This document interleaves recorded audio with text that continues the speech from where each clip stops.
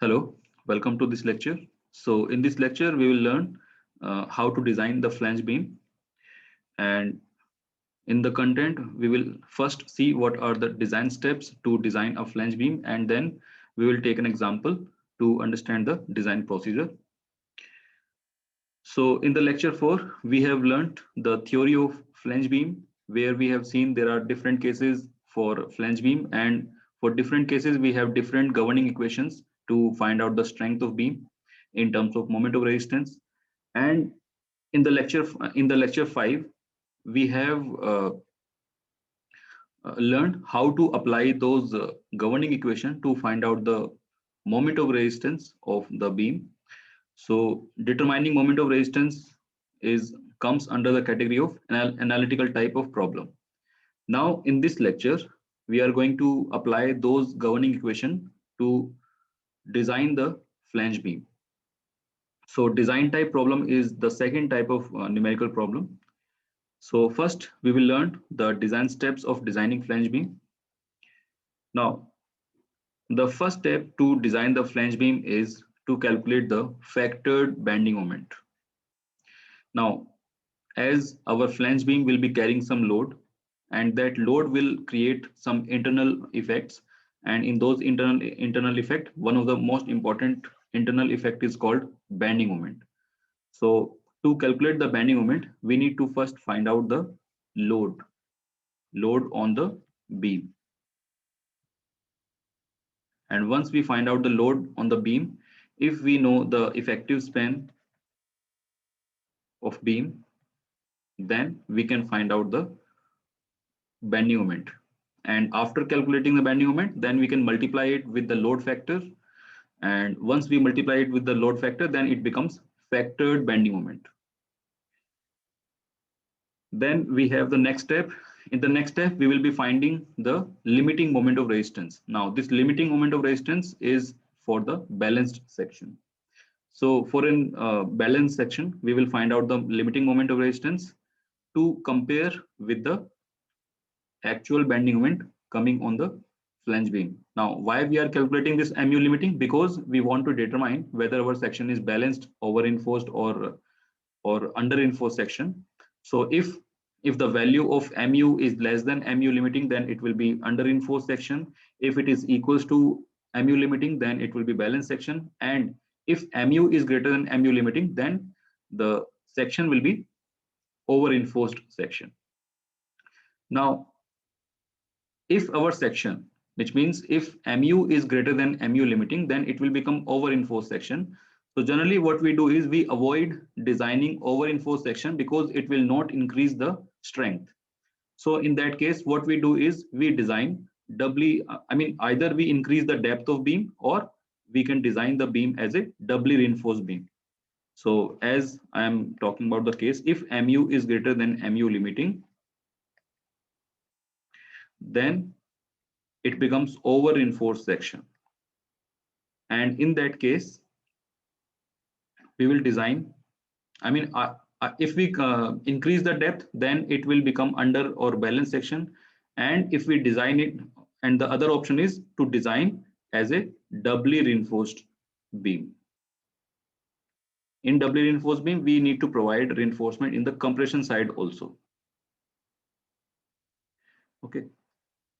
So in the second step, we find out the limiting moment of resistance. Then in third step, we will find out the depth of neutral axis. Now, if our section is under reinforced section, then we know that depth of neutral axis is less than maximum depth of neutral axis.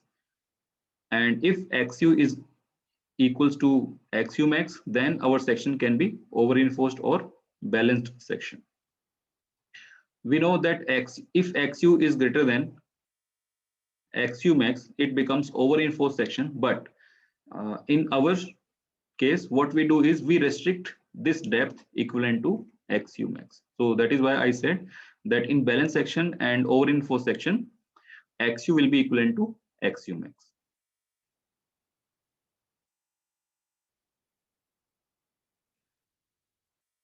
Now, to determine the value of xu, first we assume that our we assume that the depth of neutral axis will be in the flange.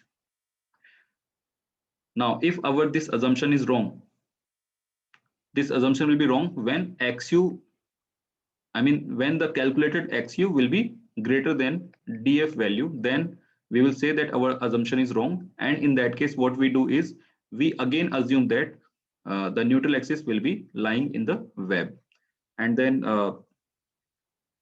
in that case, we have to consider two cases, because we know that in the flange beam case, whether it is over-reinforced section or balanced section or the under-reinforced section, we will be having two cases depending on the DF by D ratio or DF by XU ratio. So to calculate the value of XU, first we have to consider, we will consider both cases. First, we will consider DF by XU ratio and less than 0.43 and DF by XU ratio greater than 0.43. Because for these two ratio, we will be having different formula for the limiting moment of resistance. So then in the fourth step, we will be determining the area of steel. So if we are designing singly reinforced beam, then only AST is to be calculated. And if we are designing our beam as a doubly reinforced beam, so in that case, we calculate area of steel on the tension side and also area of steel on the compression side. Now it depends whether our beam is under balanced or over reinforced. Now we can calculate this area of steel by equating C and T. Now expression of C and T we have, I have explained in the previous lecture, so you can see what are the expression for C and T. So by equating them, we can calculate the value of AST or AST limiting in case of balance section. And to find out the value of AST2, as we know, in case of doubly reinforced beam, we have steel on the tension side.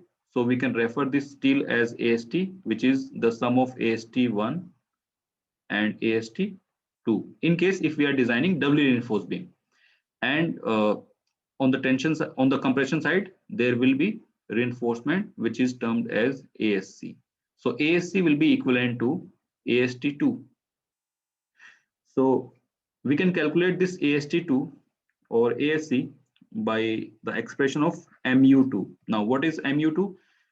As I said that doubly reinforced beam will be designed when our section will be over reinforced. So in case of over reinforced section, MU will be greater than MU limiting.